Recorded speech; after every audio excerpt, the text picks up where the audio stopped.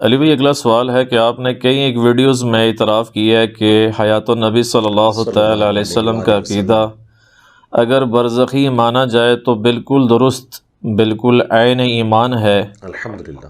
لیکن دوسری طرف آپ بریلوی اور دیوبندی مکاتب فکر کے برعکس قبر رسول صلی اللہ تعالی علیہ وسلم پر جا کر شفاعت کا سوال کرنے کو گستاخی اور حرام قرار دیتے ہیں، تو کیا ان باتوں کا سیدھا سادہ مطلب یہ نہیں نکلتا کہ آپ قبر رسول صلی اللہ تعالی علیہ وسلم کی حاضری کو ایک غیر ضروری بلکہ لغو کام سمجھتے ہیں؟ نعوذ باللہ من ذالک۔ نعوذ باللہ من ذالک، بالکل ایسا نہیں ہے۔ اللہ تعالیٰ آپ کو توبہ کی توفیق دے جنہوں نے بھی اس قسم کی میرے بارے میں بدگمانی کی۔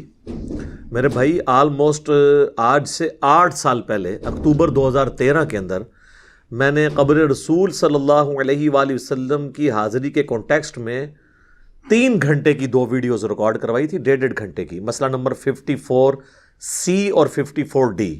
54A اور B جو ہے وہ حج اور عمرے سے متعلق تھی، اور 54C اور D قبر رسول کی حاضری سے متعلق تھی صلی اللہ علیہ وآلہ وسلم، جس میں میں نے دونوں ایکسٹریم رویے، ایک طرف جو اہل حدیث کے امام ہیں، امام ابن تیمیہ المتوفیٰ 728 ہجری، اور دوسری طرف امام علی السبکی صوفی جو ہیں المتوفیٰ 756 ہجری، دونوں کے ایکسٹریم رویوں کے اوپر میں نے گرفت کی تھی، اور اس میں میں نے بتایا تھا کہ اس میں کوئی شک نہیں ہے کہ قبر رسول صلی اللہ علیہ وآلہ وسلم شعائر اللہ میں سے ہے۔ جب سورۃ البقرہ میں آیا کہ ان الصفا والمروہ من شعائر اللہ، صفا اور مروہ اللہ کی نشانیاں ہیں، اللہ کے سمبلز ہیں، تو قبر رسول تو اس کے نسبت بہت بڑا سمبل ہے، کیونکہ صفا مروہ کو تو نسبت اماں ہاجر کے ساتھ ہے۔ یہ ہاجرہ لفظ غلط ہے، ہاجر لفظ ہے، سیدنا ابراہیم علیہ السلام کی جو وائف تھی، اور قبر رسول کی نسبت تو ہمارے محبوب صلی اللہ علیہ وآلہ وسلم کے ساتھ۔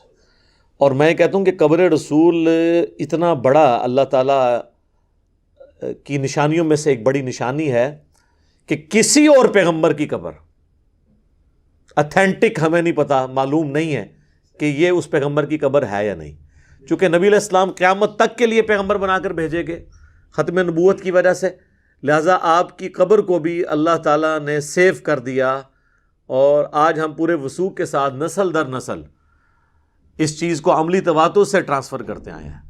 کبھی بھی ایسا لمحہ نہیں آیا پورے ان 1400 سال کی ہسٹری میں کہ کبھی عرب کی سرزمین پر کافروں کا غلبہ ہوا ہو۔ یہ ہمیشہ مسلمانوں کے پاس رہی ہے۔ ٹھیک ہے، مختلف فارم میں تھوڑا بہت وقتی طور پہ کچھ ہوا، لیکن مسلمانوں ہی کی حکومت رہی، صحابہ تابعین کی اولادیں وہاں پر آباد ہیں، اور نسل در نسل قبر رسول صلی اللہ علیہ وآلہ وسلم کا یہ سلسلہ رہا۔ حج موقوف نہیں ہوا، جب بھی لوگ حج پہ جاتے ہیں قبر رسول پہ حاضری کو یقیناً سعادت سمجھتے ہیں، شعائر اللہ میں سے ہے۔ اور سورہ الحج میں اللہ تعالیٰ نے فرمایا کہ جو اللہ کے شاعر ہیں ان کی عزت کرنا یہ دلوں کے تقوی میں سے ہے، تو نبی علیہ السلام کی قبر مبارک کی عزت کرنا، وہاں پر جانا، یہ نفلی عبادات میں سے ایک ٹاپ آف دا لسٹ نفلی عبادت ہے، اس میں تو کوئی شک ہی نہیں ہے۔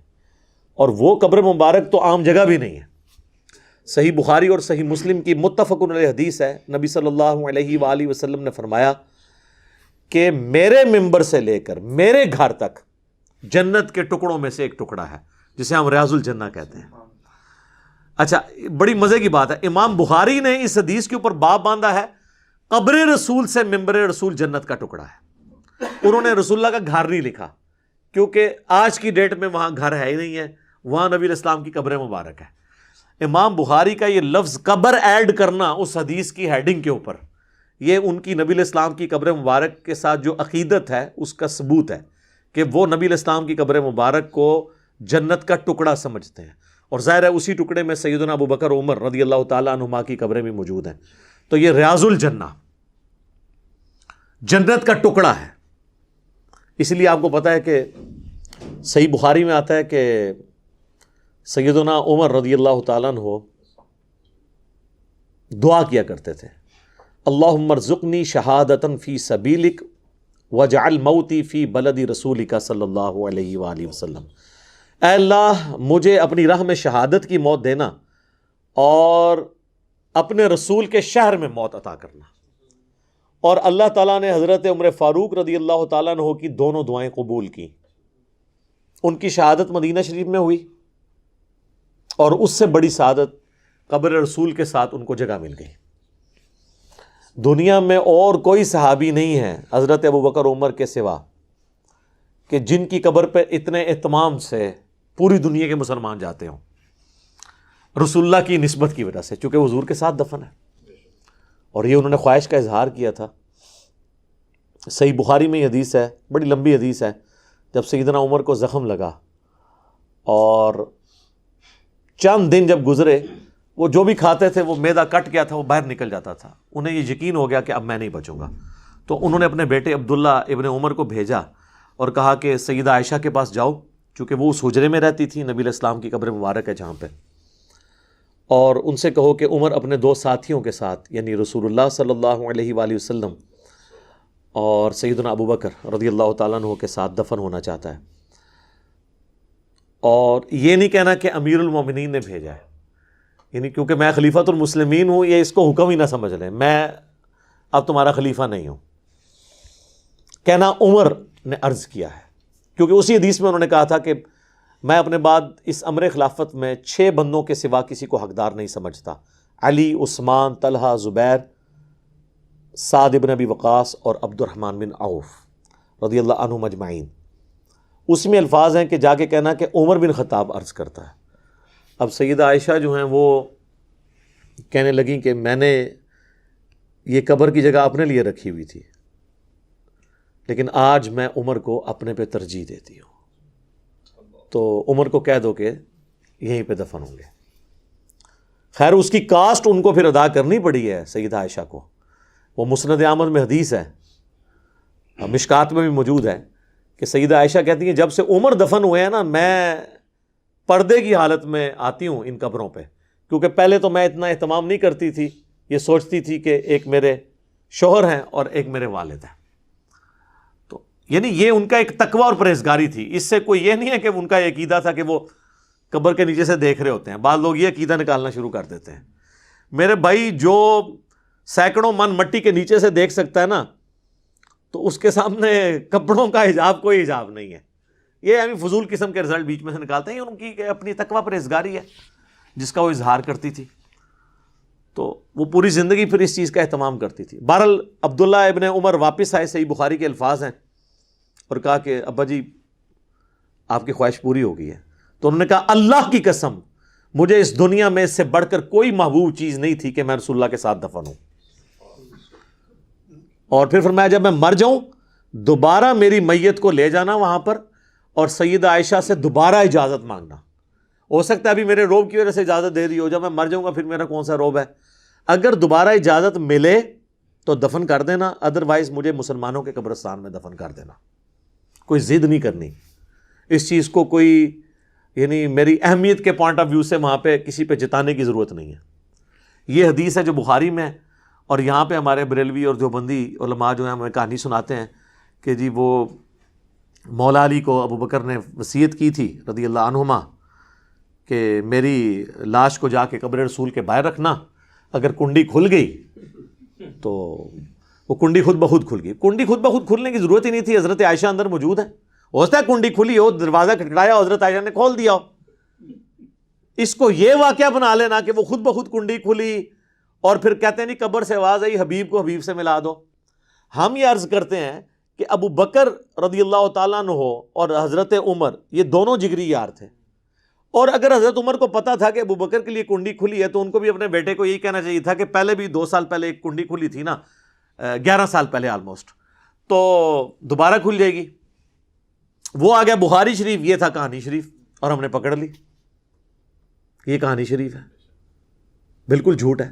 ایک پریسیڈنٹ جب سیٹ تھا، وہ بخاری مسلم میں حدیث ہے نا، عبداللہ ابن عباس کہتے ہیں کہ حضرت عمر کی میت رکھی تھی اور ایک شخص میرے پیچھے آیا، اس نے میرے کندھے پہ اپنی کونی رکھی اور اس نے سیدنا عمر کی میت کو مخاطب کر کے کہا کہ مجھے امید تھی تم اپنے 2 ساتھیوں سے جا ملو گے، کیونکہ میں نے بارہا حضور سے سنا تھا میں ابو بکر اور عمر داخل ہوئے، میں ابو بکر اور عمر فلاں جگہ گئے، میں ابو بکر اور عمر یوں کیا، اور اللہ کی قسم تم وہ شخص تھے کہ تمہارے اعمال پہ مجھے رشک تھا کہ میں اللہ کے حضور ان اعمال کے ساتھ پیش ہوں۔ سر اتنی بڑی کامیابیاں، قادسیہ، یرموک آپ دیکھیں، اتنا اسلام کا دائرہ وسیع ہوا۔ تو عبداللہ ابن عباس کہتے ہیں میں نے یوں مڑ کے دیکھا تو وہ سیدنا علی ابن ابی طالب تھے جو حضرت عمر کی میت کے اوپر یہ تعریفی کلمات کہہ رہے تھے۔ تو اس میں موجود ہے میں ابو بکر عمر، میں ابو بکر عمر۔ تو جب ابو بکر کے لیے کنڈی کھلی ہے تو عمر کے لیے کیوں نہیں کھلی؟ کہانی تھی، پکڑی گئی۔ اسی لیے تو ہم عرض کرتے ہیں کہ مرنے سے پہلے اے مسلمان کر لے اس پہ غور، کتابوں کا خدا اور ہے اور یہ تمہارے بابوں کا خدا اور یہ اور خدا ہے ان کا۔ خدا ہمارے والا ہی ہے لیکن ان کوالٹیز کے ساتھ یہ نہیں مانتے جو کتابوں کے اندر آئی ہیں، یہ اپنے بابوں کے کہنے کے مطابق چیزیں لے کے چل رہے ہوتے ہیں۔ بہرحال یہ بہت بڑی فضیلت۔ صحیح مسلم میں حدیث ہے کہ جو شخص مدینے میں مرے گا اور اس کے مصائب پہ صبر کرے گا، قیامت والے دن میں اس کا سفارشی ہوں گا اللہ کے حضور۔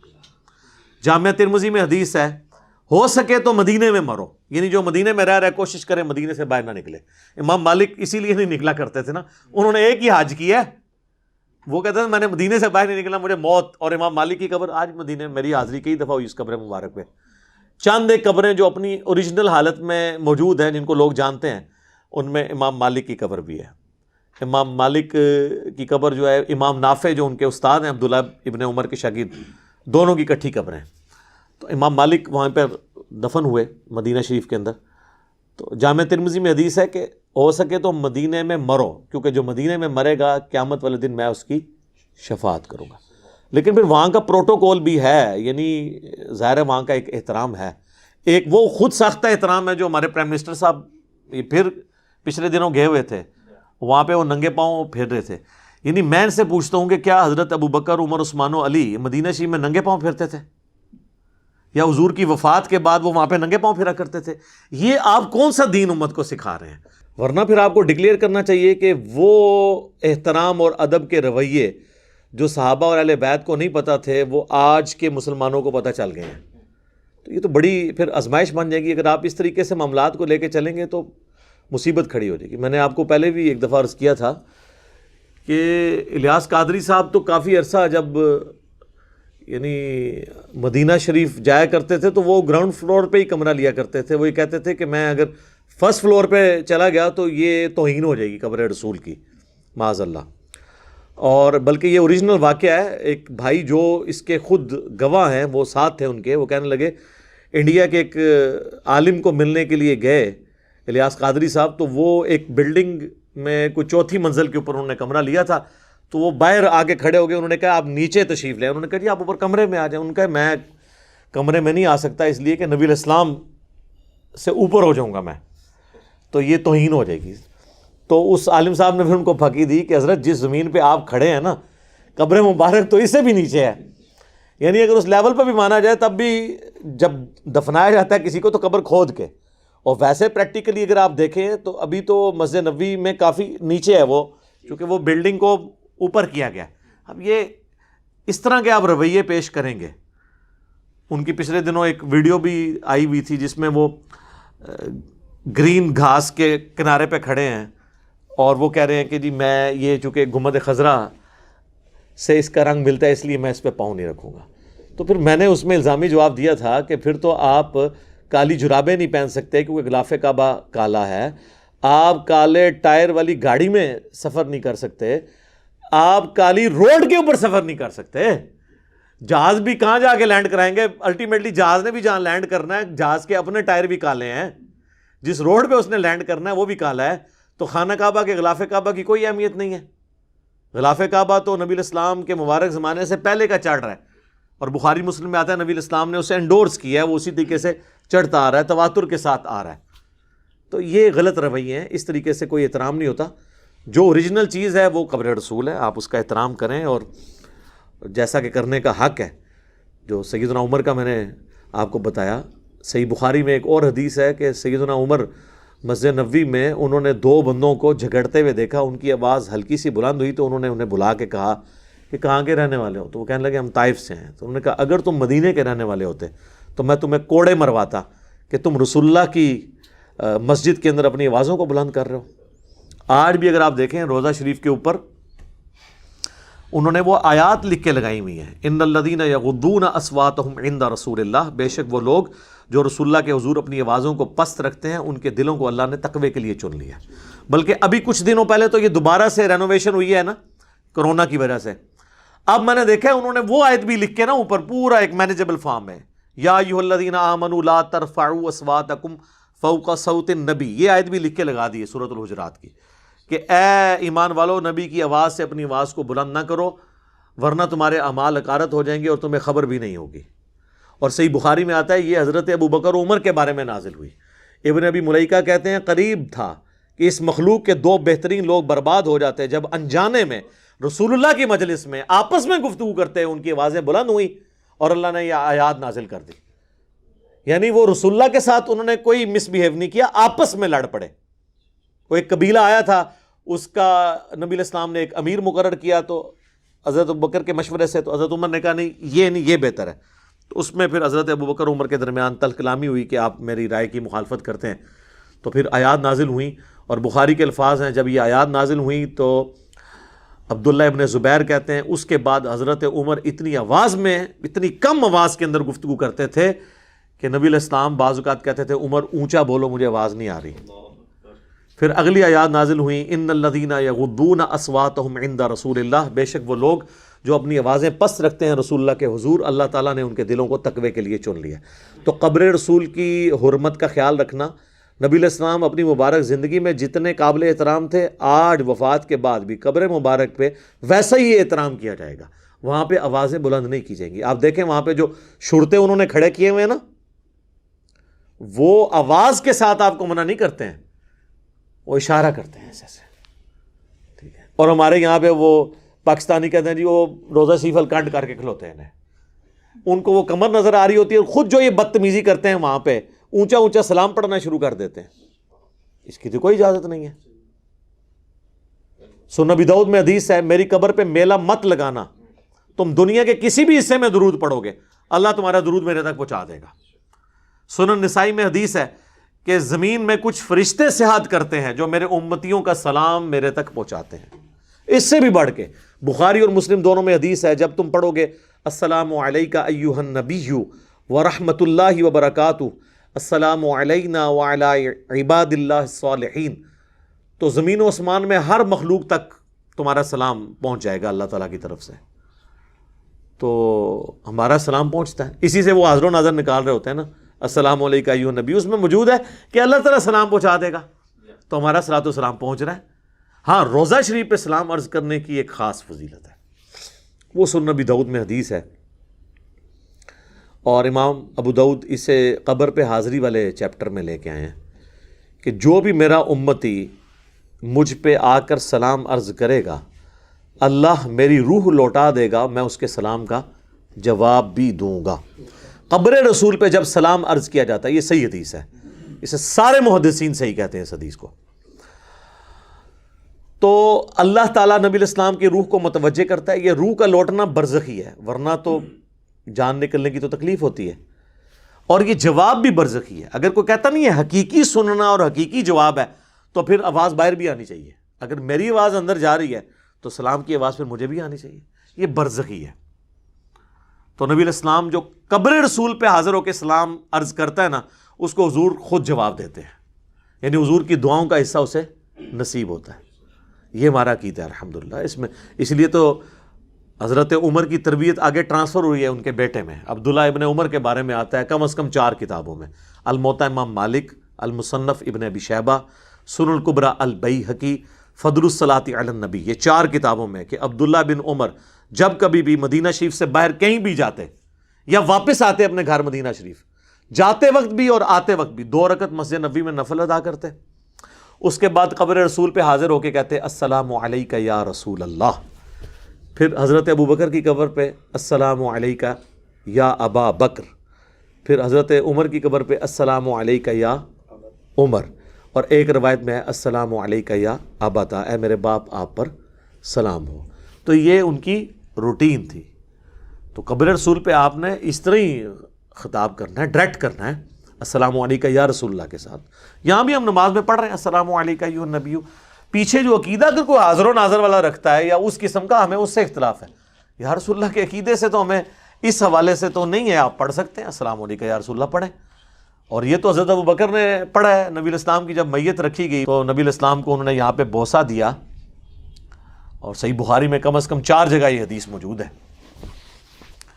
اور کہا یا رسول اللہ آپ پہ اللہ 2 موتیں جمع نہیں کرے گا. ایک موت آپ کا مقدر تھی، وہ آپ کو آ کے رہی، یعنی اب آخرت کی زندگی آپ کی شروع ہو چکی ہے، دوبارہ موت نہیں آئے گی، وہ آخرت کی زندگی میں. تو وہاں پہ آپ صلی اللہ علیہ وآلہ وسلم کی میت مبارک کو یا رسول اللہ کہا حضرت ابوبکر نے.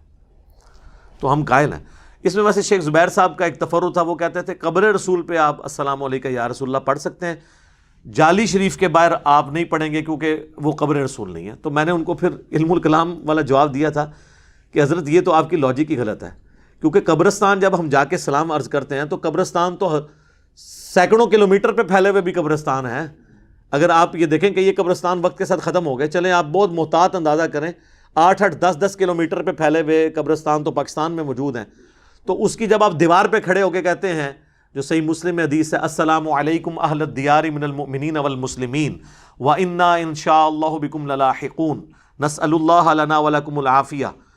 تو وہ جو دیوار کے پاس قبر ہے اس تک بھی اللہ سلام پہنچاتا ہے، جو 10 کلومیٹر آخری دیوار کے پاس قبر ہے اس تک بھی سلام پہنچتا ہے. تو یہاں پہ بھی جعلی شریف کے تھوڑے سے پیچھے جا کے قبر مبارک ہے، یہاں تو اور کوئی چیز بھی نہیں راستے میں. تو یہ بات بالکل اللاجیکل ہے. سلام عرض کریں، بار بار جائیں. ہمیں تو جب بھی مدینہ شریف سے لوگ فون کرتے ہیں یا لوگ حج اور عمرے پہ جاتے ہیں تو میں ان سے یہی ہمیشہ کہتا ہوں کہ قبر رسول پر حاضری ہو تو آپ وہاں پر جا کر میرے لیے دعا کریں.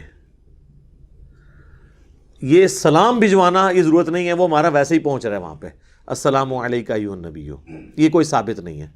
آپ یہ کہا کریں کہ قبر رسول پر جا کر دعا کرو، کیونکہ وہ دعاؤں کی قبولیت کی جگہ ہے، شعار اللہ میں سے ہے نا. اچھا وہاں پر بھی آپ دیکھیں گے کہ وہاں کے جو عرب کے لوگ ہیں تھوڑا غلوف کرتے ہیں، وہ قبر رسول کی طرف منہ کر کے دعا نہیں کرنے دیتے. شاید ان کے ذہن میں یہ کہ یہ قبر مبارک سے مانگ رہے ہیں، تو وہ کہتے ہیں کہ آپ قبر کو پیٹ کرو، کعبے کی طرف منہ کرو. ایسا نہیں. جب آپ کسی بھی قبر پہ جائیں گے نا تو کعبے کی طرف آٹومیٹکلی آپ کی پیٹھ ہوگی، آپ قبر کی طرف ہی منہ کریں گے. یہ لاجیکل ہے جب آپ قبر کے اوپر حاضری دے رہے ہیں، کیونکہ چہرہ تو اس طرف ہوتا ہے نا. تو اس میں کوئی حرج نہیں ہے، آپ قبر رسول کی طرف منہ کر کے دعا کریں. دعا تو آپ نے اللہ سے کرنی ہے، نبی علیہ السلام سے شفاعت کا سوال نہیں کرنا. اور یہ جو شفاعت کا بار بار یہ بات کرتے ہیں، سر شفاعت آپ نے اللہ سے مانگنی ہے.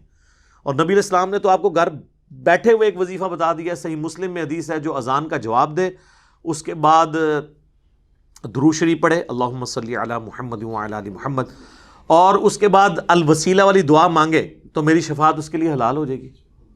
جامعہ ترمذی میں حدیث ہے، جو کوئی شخص اللہ کا ذکر اور درود پڑھ کر دعا مانگتا ہے اللہ تعالیٰ اسے محروم نہیں لوٹاتا، اس کی دعا قبول کرتا ہے. بلکہ نبی علیہ السلام کے الفاظ ہیں سل تعطا سل تعطا، مانگ تجھے دیا جائے گا، مانگ تجھے دیا جائے گا. جو اللہ کا ذکر اور درود شریف. اور نماز میں اللہ نے یہی ترتیب رکھی، پہلے اللہ کا ذکر ہوتا ہے التحیات للہ والصلوات والطیبات، اس کے بعد السلام علیکہ ایھا النبی، پھر درود ہوتا ہے.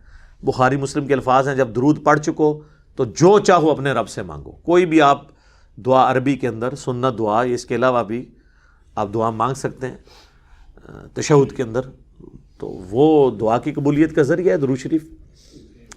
یہ کہنا کہ جی وہ قبر رسول پہ جا کے شفاعت، اور وہ پھر اس میں پچھلے دنوں میری ایک ڈیٹیلڈ ویڈیو ریکارڈ ہوئی ہے سورۃ النساء کی آیت نمبر 64 کے کانٹیکس میں، وَلَوْ أَنَّهُمْ إِذْ ظَلَمُوا أَنفُسَهُمْ جَاءُوكَ. وہ حافظ ابن کثیر ایک بے سند روایت لے آئے جی. ایک وہ اعرابی تھا، وہ قبر رسول پہ حاضر ہوا اور وہاں پہ دوسرے بندے کو نیند آ گئی. نبی علیہ السلام نے بشارت دی. اس نے یہ آیت پڑھ کے کہا کہ یا رسول اللہ میں آپ کے پاس آیا ہوں، آپ اللہ کے حضور سفارش کریں. تو وہ مصنف ابن ابی شیبہ سے بھی پیش کرتے ہیں. اس روایت میں تو عامش مدلس سے عن سے روایت کر رہا ہے. ابن کثیر والی روایت ہے ہی بے سند ہے. اور یہی وہ مولانا تقی عثمانی صاحب نے بھی اپنی تفسیر میں لکھی ہے. یہی جو ہے احمد بریلوی صاحب کی تفسیر میں بھی ان کے جو شاگرد ہیں نعیم الدین مراد آبادی، انہوں نے لکھی ہے. اور وہ کہتے ہیں دیکھیں جی صحابہ کرام تو جا کے ڈائریکٹ قبر رسول پہ سوال کرتے تھے، اور وہ ہم پوچھتے ہیں وہ جو صحابہ کرام کرتے تھے وہ خلفائے راشدین سے زیادہ دین جانتے تھے. روایتیں ہی ثابت نہیں. جو ثابت ہے وہ بخاری میں 1010 نمبر حدیث ہے کہ حضرت عمر کے زمانے میں جب قحط پڑ جاتا تو وہ دعا کرتے اللہم انا کننا نتوسل الیک بنبینا، اے اللہ پہلے پہل ہم تیرے نبی کو تیری بارگاہ میں لے کے آتے تھے، ان کا وسیلہ اختیار کرتے تھے، ان کی دعا کی برکت سے تو بارش نازل فرماتا تھا، اب ہم ان کے چچا کو لے کر آئے ہیں تو ان کی دعا کی برکت سے بارش نازل ہو جاتی۔ تو سیدنا عمر رضی اللہ تعالیٰ عنہ ان کو تو کبھی وہم بھی نہیں آیا کہ وہ ڈائریکٹ جا کے قبر رسول سے جا کے بارش مانگ لے یا کہہ دیں کہ یا رسول اللہ آپ اللہ سے بارش لے کے دیں۔ وہ تو کہہ رہے ہیں اللہ جب تک نبی موجود تھے ان کو لے کے آتے تھے، اور یہ ہے صحیح بخاری، اور وہ کہانی شریف بنا لیتے ہیں، یا وہ روایتیں انتہائی درجے کی کمزور روایتیں، اس پہ میری پوری ڈیٹیل ویڈیو ریکارڈ ہے۔ لیکن یہ تو بہت آگے گئے ہیں نا جی، انہوں نے تو فضان سنت میں الیاس قادری صاحب نے، اور فضائل اعمال کا جو چیپٹر ہے فضائل حج، اس میں شیخ زکریا کاندھلوی صاحب نے تو لکھا ہے کہ 555 ہجری میں جب شیخ احمد رفاعی قبر رسول پہ حاضر ہوئے تو نبی علیہ السلام نے 90,000 لوگوں کی موجودگی میں اپنا ہاتھ مبارک قبر سے باہر نکالا اور شیخ احمد رفاعی نے بوسہ دیا، اور یہ منظر دیکھنے والوں میں شیخ عبد القادر جیلانی کا نام بھی ذکر کیا جاتا ہے۔ تو میں نے اس پہ عرض کیا تھا کہ عبد القادر جیلانی تو پیر ہیں شیخ احمد رفاعی کے، انہوں نے ہاتھ کیوں نہیں چوما؟ گستاخی ہے نا، کہتے ہیں نہیں وہ دیکھنے والوں میں شامل تھے۔ بڑی بدبختی ہے جی، تکدے ہی رہ گئے نے تے مرید جڑا وہ نمبر لے گیا، کہانی جھوٹ۔ اور میں یہ کہتا ہوں کہ یہ ہاتھ مبارک سقیفہ بنی ساعدہ والا جو مسئلہ ہوا، جو صحیح بخاری مسلم میں آتا ہے 6 مہینے تک مولا علی نے بیعت نہیں کی، ادھر تو یہ ہاتھ مبارک کوئی نہیں باہر نکلا۔ جنگ جمل صفین اور نہروان کے حوالے سے تو کوئی انسٹرکشن نہیں آئی ہے۔ یہ بات کے لوگ عجیب و غریب قسم کے دعوے کرتے ہیں۔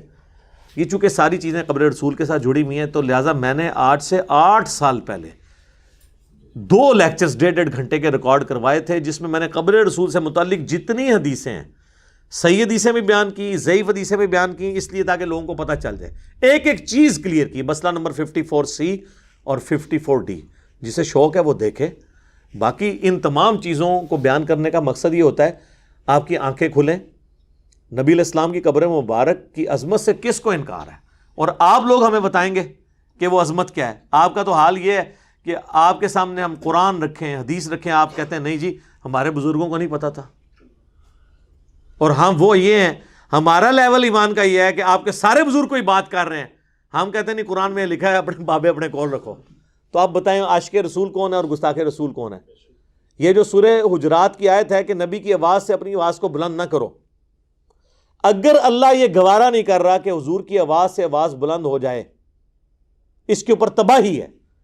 اور جو حضور کی بات سے اپنی بات کو بلند کر دے، یا اپنے کسی بابے کو بلند کر دے، یا اس کی بات کو بلند کر دے، اس سے بڑا گستاخ رسول کون ہے؟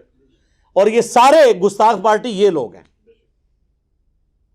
یہ سمجھتے ہیں ہم ننگے پاؤں پھر لیں گے، ہم وہاں جا کے اس طرح کی ایکٹنگ کر لیں گے کہ جی ہم نے جو ہے وہ دوسری یا تیسری منزل پہ نہیں چڑھنا کیونکہ وہ توہین ہو جائے گی۔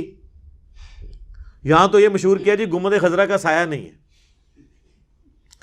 جناب گنبد خضرا کا سایہ اس لیے نہیں ہے کہ وہ اوپر والی منزل پہ ہے اور وہ پورا فلور بنا ہوا ہے، اس کا سایہ زمین پہ کیسے پڑے گا؟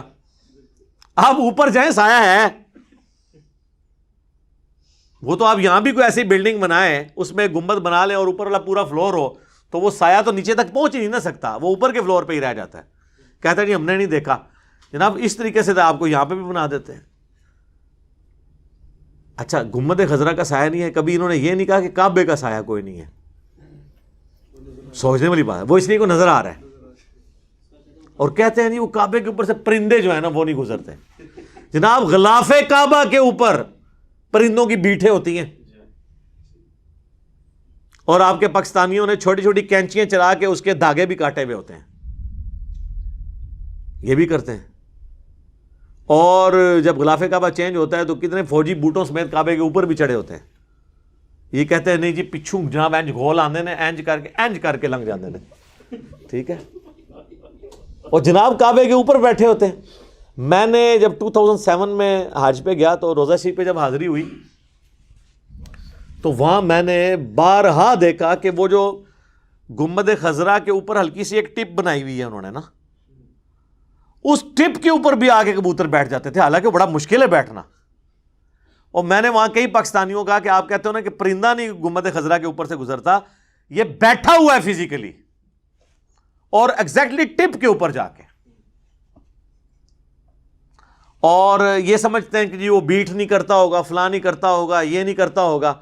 گنبد خضرا ہر 1-2 سال کے بعد یا سال میں غالباً 2 دفعہ اس کو پینٹ کیا جاتا ہے، اس کو مینیج کرنے۔ یہ لکڑی کا بنا ہوا ہے، اس کے اوپر وہ جو چادر لگی ہوئی ہے جست کی، اور اندر جو اس کا گنبد ہے وہ لکڑی کا بنا ہوا ہے، اور یہ بھی مطلب 678 ہجری میں رکھا گیا۔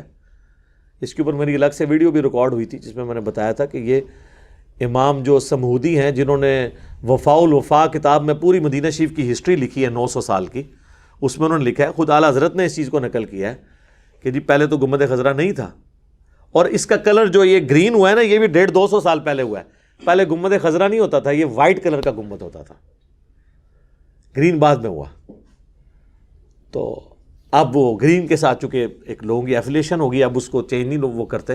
ویسے میرا تو یہی ہے کہ اس کو وقتاً فوقتاً مختلف کلرز کے ساتھ چینج کرنا چاہیے، اگر کم از کم اتار نہیں سکتے تو اس کو چینج کریں تاکہ لوگوں کو پتہ چلے کہ اس کا تعلق نبی علیہ السلام، صحابہ، تابعین کے ساتھ نہیں ہے، حالانکہ گنبد بنانے کی ٹیکنالوجی قبل از مسیح تھی۔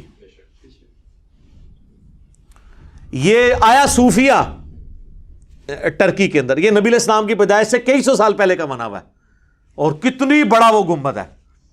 پھر عبد الملک بن مروان کے دور میں قبۃ الصخرہ بنا، یہ ڈوم آف دا راک، گولڈن ڈوم جو یروشلم میں ہے، جس چٹان سے نبی علیہ السلام معراج پہ چلے گئے تھے، یہ تو صحابہ کے دور میں بنا ہے۔ انہوں نے گنبد خضرا کیوں نہیں بنوا دیا؟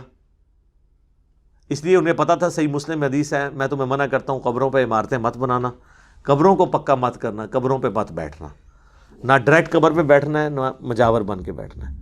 لہٰذا اس وقت کتابوں والا دین فالو ہوتا تھا، بابوں والا نہیں ہوتا تھا، اس لیے یہ معاملات چلتے رہے۔ اب لوگ بابوں کو لے کے چلتے ہیں اور الٹا پھر ہم پہ الزام لگاتے ہیں کہ جی وہ قبر رسول کی اہمیت کو نہیں مانتے۔ ہم کیوں نہیں مانتے جی؟ میں تو کہتا ہوں اس سے بڑی کوئی بدبختی نہیں، کوئی حج اور عمرے پہ چلا جائے اور قبر رسول پہ اس کی حاضری نہ ہو۔